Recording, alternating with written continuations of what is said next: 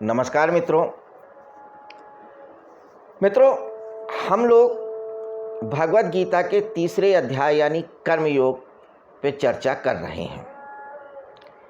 कल हम लोगों ने 8वें और 9वें श्लोक पे चर्चा किया था, जिसमें भगवान श्री कृष्ण ने एक शब्द यज्ञ का उपयोग किया था और इस यज्ञ शब्द का उपयोग करते हुए उन्होंने कहा था, यज्ञार्थात् कर्मणो लोकोऽयं कर्म बंधना।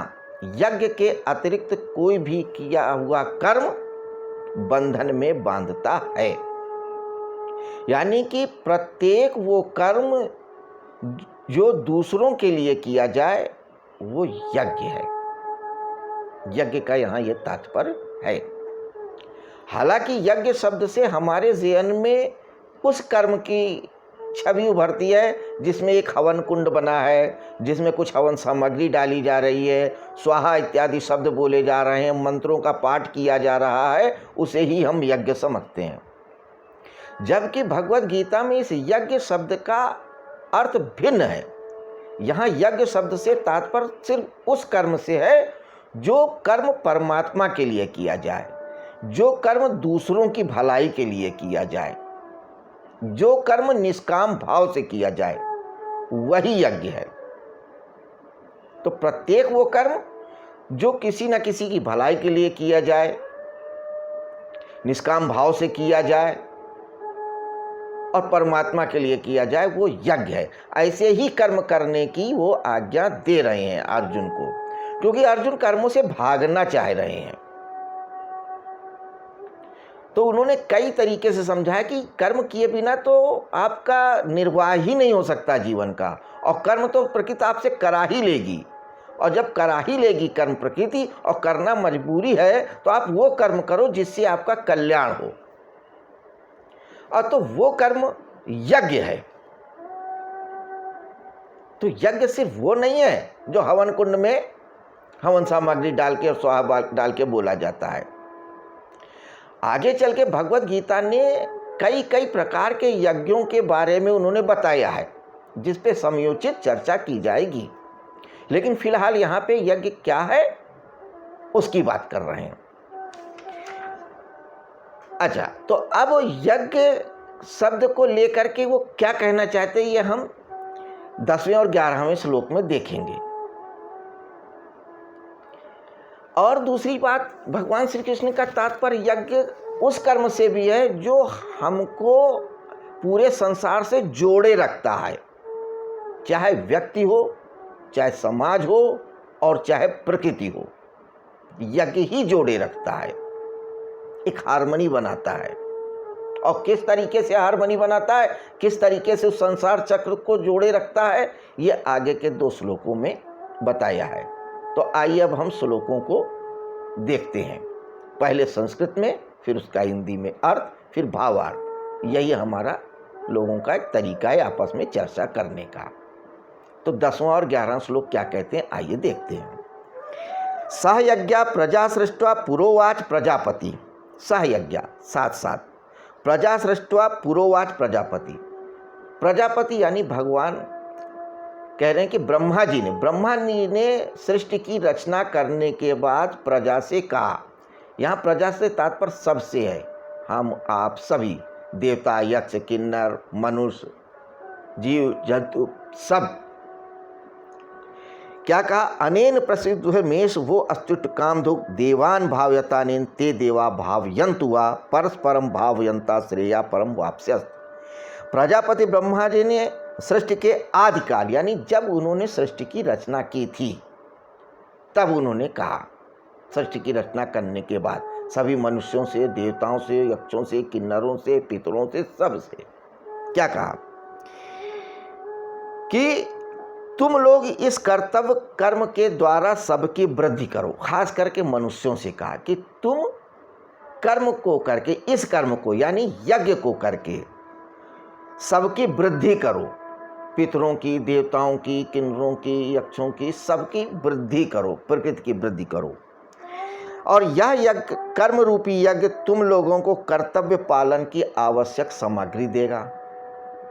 जब आप अपने कर्म करेंगे तो ये पितृ हैं, यक्ष हैं, गंधर्व हैं, ये सारे लोग आपको यज्ञ करने की आवश्यक सामग्री देंगे कि आप कैसे यज्ञ करो।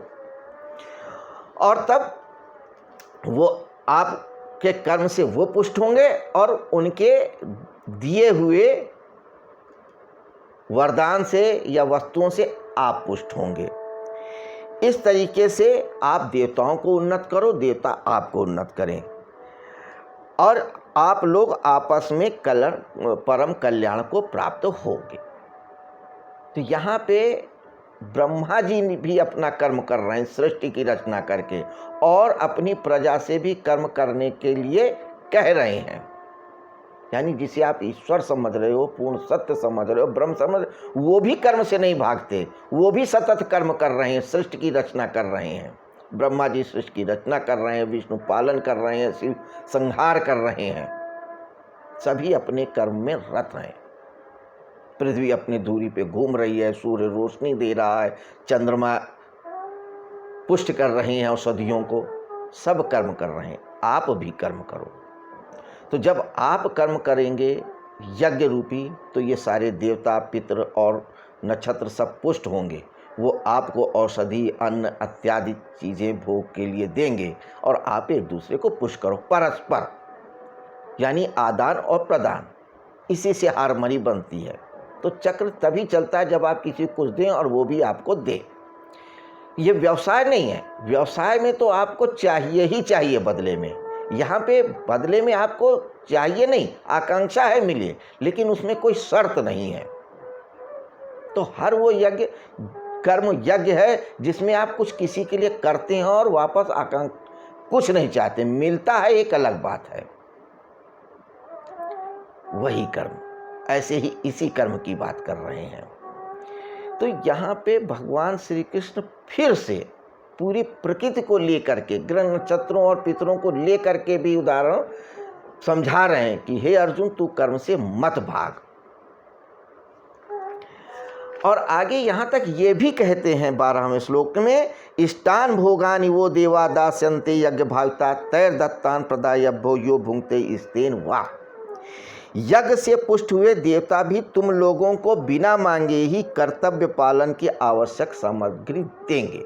जब आप यज्ञ करेंगे तो ये देवता लोग भी आपको बिना मांगे ही आवश्यक सामग्री देंगे।